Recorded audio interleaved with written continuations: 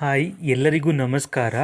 ಎಕ್ಸಾಮಲ್ಲಿ ಸ್ಟೂಡೆಂಟ್ಸ್ಗಳು ಉತ್ತರ ಗೊತ್ತಿಲ್ಲದೆ ಅವರು ನೆಗೆಟಿವ್ ಮಾರ್ಕ್ಸ್ಗಳನ್ನು ತಗೊಳ್ಳಲ್ಲ, ಹಾಗೆ ಕಮ್ಮಿ ಮಾರ್ಕ್ಸನ್ನು ಸೆಕ್ಯೂರ್ ಮಾಡಲ್ಲ. ಅವರು ಆ್ಯಕ್ಚುಲಿ ಕ್ವಶನನ್ನೇ ಕೆಲವೊಂದು ಸಲ ಅರ್ಥ ಮಾಡ್ಕೊಳ್ಳಲ್ಲ, ಅದಕ್ಕೋಸ್ಕರ ಅಲ್ಲಿ ತಪ್ಪಾಗುತ್ತೆ, ಹಾಗೆ ನೆಗೆಟಿವ್ ಬರುತ್ತೆ. ಈ ವಿಡಿಯೋದಲ್ಲಿ ನಾವು ಕಾಂಪಿಟೇಟಿವ್ ಎಕ್ಸಾಮಲ್ಲಿ ಕೇಳಬಹುದಾದಂತಹ ಪ್ಯಾಟರ್ನ್ನ ಎಮ್ ಸಿ ಕ್ಯೂ ಅಲ್ಲಿ ಬಹು ಆಯ್ಕೆಯ ಪ್ರಶ್ನೆಗಳು ಯಾವ್ಯಾವ ರೀತಿ ಕೇಳ್ತಾರೆ ಅಂತ ಅದ್ರ ಬಗ್ಗೆ ಡಿಸ್ಕಸ್ ಮಾಡೋಣ ನಾವು. ಈ ವಿಡಿಯೋನ ಫುಲ್ ನೋಡಿ, ನಿಮಗೆ ಫುಲ್ ಐಡಿಯಾ ಬರುತ್ತೆ. ಎಕ್ಸಾಮನ್ನು ಇನ್ನೂ ಬರಿದಲ್ಲೇ ಇರೋರಿದ್ದರೆ ನಿಮಗಂತೂ ಒಳ್ಳೆ ಟಾಪಿಕ್ ಇದು. ಇನ್ ಕೇಸ್ ನೀವೆಲ್ಲ ಎಕ್ಸಾಮ್ ಬರ್ತಿದ್ದೀರಾ, 1:3 ಎಲ್ಲ ಎಲಿಜಿಬಲ್ ಆಗಿದ್ದೀರಾ ಅಂದರೆ ನೀವು ಸ್ಕಿಪ್ ಮಾಡ್ಬೋದು. ವಿಡಿಯೋವನ್ನು ಶುರು ಮಾಡೋಣ. ಮೊದಲನೆಯ ತರಹದ ಎಮ್ ಸಿ ಕ್ಯೂ ಯಾವ ಥರ ಕೇಳ್ತಾರೆ ಅಂದರೆ, ಇಲ್ಲಿ ಡೈರೆಕ್ಟ್ ಎಮ್ ಸಿ ಕ್ಯೂ ಅನ್ನು ಕೇಳ್ತಾರೆ. ಇಲ್ಲಿ ಪ್ರಶ್ನೆಗೆ ಉತ್ತರ ಅಷ್ಟೇ ಬೇಕಾಗಿರುವಂಥದ್ದು.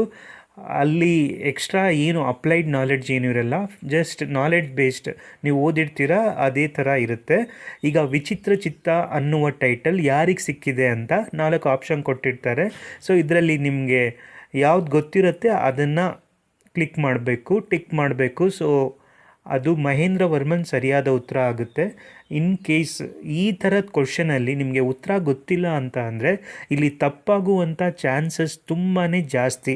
ಸೊ ನಾನು ನಿಮ್ಗೆ ಏನು ಹೇಳ್ತೀನಿ ಅಂದರೆ, ಈ ಥರದ ಕ್ವಶನ್ಗಳಿಗೂ ನಿಮಗೆ ಉತ್ತರ ಗೊತ್ತಿದ್ದರೆ ಅಷ್ಟೇ ನೀವು ಫಸ್ಟ್ ರೌಂಡಲ್ಲಿ ಇದನ್ನು ಬರೀರಿ. ಅದರ್ವೈಸ್ ನೀವು ಲಾಸ್ಟ್ ರೌಂಡಲ್ಲಿ ಯೋಚನೆ ಮಾಡಿ ಬರೀರಿ.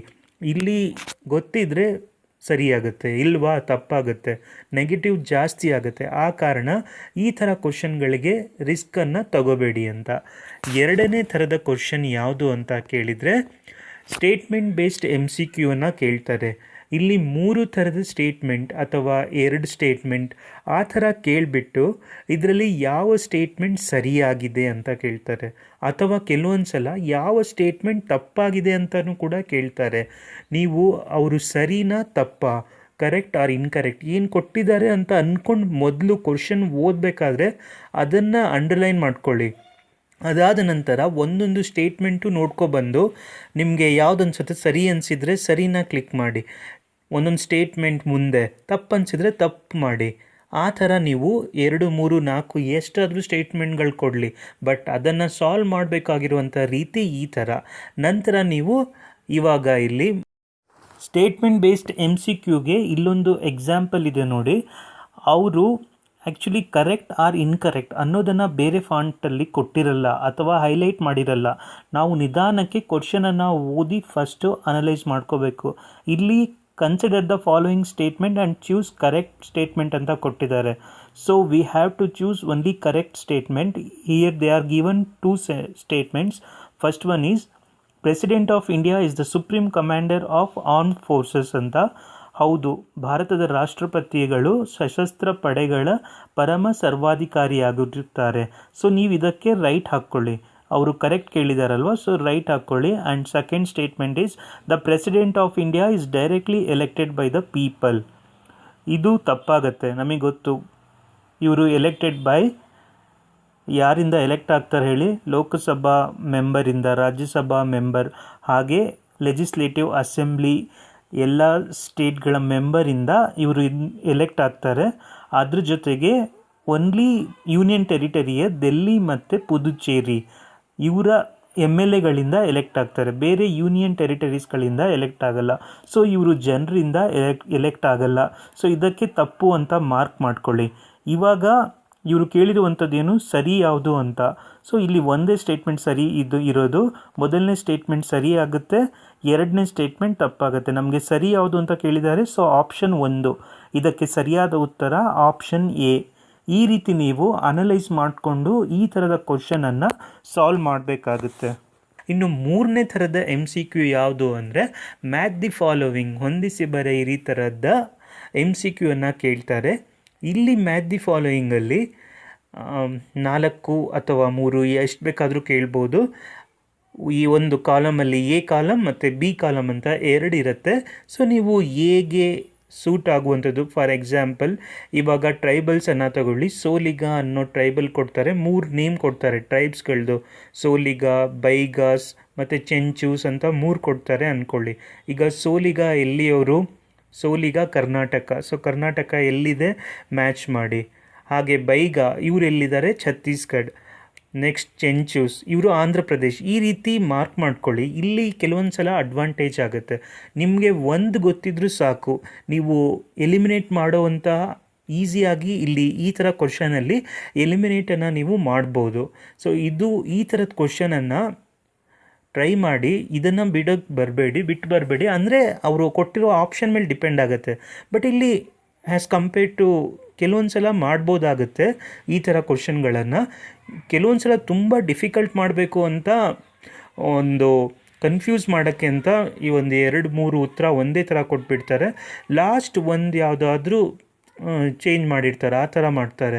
ಸೊ ಬಟ್ ಇಲ್ಲಿ ಆ್ಯಸ್ ಕಂಪೇರ್ಡ್ ಟು ಆ ಡೈರೆಕ್ಟ್ ಬೇಸ್ಡ್ MCQ ಹೇಳಿದೆ ಅಲ್ಲ, ಅದರಿಂದ ಸ್ವಲ್ಪ ಈಸಿ ಇರುತ್ತೆ ಈ ಪ್ಯಾಟರ್ನ್ ಆಫ್ MCQ. ಇನ್ನು ಮುಂದಿನ MCQ ಯಾವ ಥರ ಕೇಳ್ತಾರೆ ಅಂದರೆ ಅಸರ್ಷನ್ ಮತ್ತು ರೀಸನಿಂಗ್ ಅಂತ ಈ ಥರದ್ದು ಕೇಳ್ತಾರೆ. ಅವರು ಒಂದು ಸ್ಟೇಟ್ಮೆಂಟನ್ನು ಕೊಡ್ತಾರೆ, ಕೆಳಗಡೆ ರೀಸನನ್ನು ಕೊಟ್ಟಿರ್ತಾರೆ. ನಿಮಗೆ ಕೇಳ್ತಾರೆ ಇದರಲ್ಲಿ ಸ್ಟೇಟ್ಮೆಂಟ್ ಸರಿ ಇದೆಯಾ ಅಥವಾ ರೀಸನ್ ಸರಿ ಇದೆಯಾ ಅಂತ ಎರಡೂ ಕೇಳ್ತಾರೆ. ಎರಡೂ ಸರಿ ಇದೆಯಾ ಅಥವಾ ಎರಡೂ ತಪ್ಪಿದೆಯಾ, ಆ ಥರ ಕ್ವಶನನ್ನು ಕೇಳ್ತಾರೆ, ಅಸರ್ಷನ್ ಮತ್ತು ರೀಸನಿಂಗ್ ಅಂತ. ಸೊ ಈ ಥರದ ಕ್ವಶನಲ್ಲಿ ನೀವು ಸ್ವಲ್ಪ ನಿಧಾನಕ್ಕೆ ಓದಿ ಅರ್ಥ ಮಾಡ್ಕೋಬೇಕು. ಓ ಇದು ಸರಿನಾ ತಪ್ಪಾ ಅಂತ ನೀವು ತಿಳ್ಕೊಬೇಕಾಗುತ್ತೆ. ನಂತರ ನೀವು ಇದನ್ನು ನೀವು ಸಾಲ್ವ್ ಮಾಡಬೇಕು. ಮತ್ತು ಇತ್ತೀಚೆಗೆ UPSC ಅವರು ಯಾವ ಥರದ ಸ್ಟೇಟ್ಮೆಂಟ್ ಬೇಸ್ಡ್ MCQನ ಕೇಳ್ತಿದ್ದಾರೆ ಅಂದರೆ, ಫಸ್ಟಿಗೆ ಆಪ್ಷನಲ್ಲಿ ಅವರು 1, 2 ಈ ಥರ ಕೇಳ್ತಿದ್ರು. ಒಂದು ಆಪ್ಷನ್ ತೊಗೊಂಡ್ರೆ 2 ಸ್ಟೇಟ್ಮೆಂಟ್ ಕೊಟ್ಟಿರೋರು 2 ಸರಿ 3 ಸರಿ, ಎರಡನೇದು ತೊಗೊಂಡ್ರೆ 3 ಮಾತ್ರ, ಆ ಥರ ಕೇಳ್ತಾಯಿದ್ರು. ಬಟ್ ಇವಾಗ ಅಲ್ಲಿ ಆಪ್ಷನಲ್ಲೂ ಚೇಂಜ್ ಮಾಡಿದ್ದಾರೆ.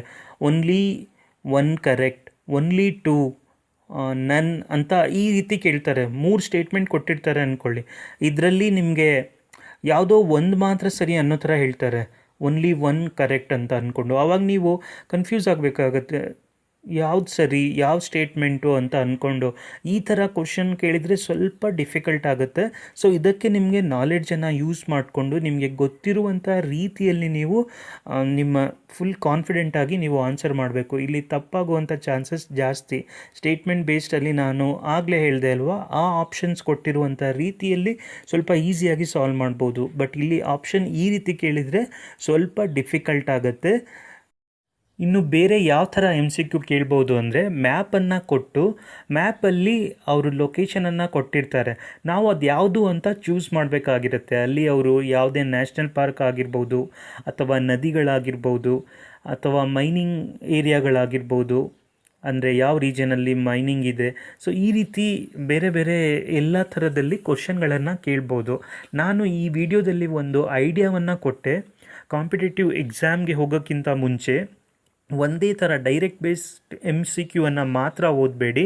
ಈ ರೀತಿ ಎಲ್ಲದಕ್ಕೂ ಪ್ರಿಪೇರ್ ಆಗಿ ಹೋದರೆ ನೀವು ಮಿನಿಮಮ್ ಅಂದರೂ ಒಂದು 70% ಇದೇ ರೀತಿಯಿಂದ ಬರುತ್ತೆ. ಇನ್ನು ಹೊಸದಾಗಿ ಏನಾದರೂ ಇನೋವೇಟ್ ಮಾಡೋದಾದರೆ ಅಷ್ಟೇ ಚೇಂಜ್ ಆಗುತ್ತೆ. ಅದರ್ವೈಸ್ 100% MCQ ಸದ್ಯದ ಎಕ್ಸಾಮಲ್ಲಿ ಇದೇ ಥರ ಬರ್ತಿದೆ. 100% MCQ ಇದೇ ಥರ. ಬಟ್ ಹೊಸದಾಗಿ UPSC ಎಕ್ಸಾಮಲ್ಲಿ ಹೊಸದಾಗಿ ಟ್ರೆಂಡ್ ಚೇಂಜ್ ಆಗ್ತಾ ಇರುತ್ತೆ.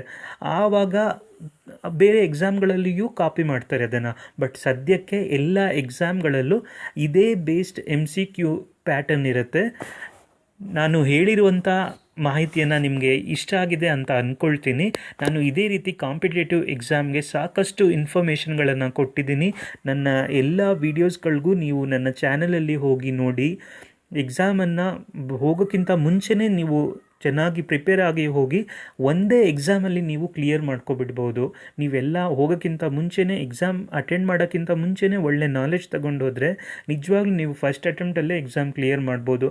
ಅಲ್ಲಿ ಹೋಗಿ ಬಂದು ನೆಕ್ಸ್ಟ್ ನಾನು ಅದು ಮಾಡಿದೆ ಅಂತ ಡಿಸಪಾಯಿಂಟ್ ಆಗೋ ಬದಲು, ಸೊ ನನ್ನ ವೀಡಿಯೋ ನೋಡ್ತಾ ಇದ್ದರೆ ನಾನು ಎಕ್ಸಾಮ್ಗೆ ಹೋಗೋಕ್ಕಿಂತ ಮುಂಚೆ ಏನೇನೆಲ್ಲ ನಾಲೆಡ್ಜ್ ಬೇಕು, ಯಾವ ರೀತಿ ಕಲಿಬೇಕು ಅನ್ನೋದೆಲ್ಲ ಇದೆ. ಪ್ಲೀಸ್ ನನ್ನ ವೀಡಿಯೋವನ್ನು ನೋಡಿ, ಇಷ್ಟ ಆದರೆ ಲೈಕ್, ಶೇರ್, ಸಬ್ಸ್ಕ್ರೈಬ್ ಮಾಡೋದನ್ನು ಮರಿಬೇಡಿ. ಎಲ್ಲರಿಗೂ ಧನ್ಯವಾದಗಳು.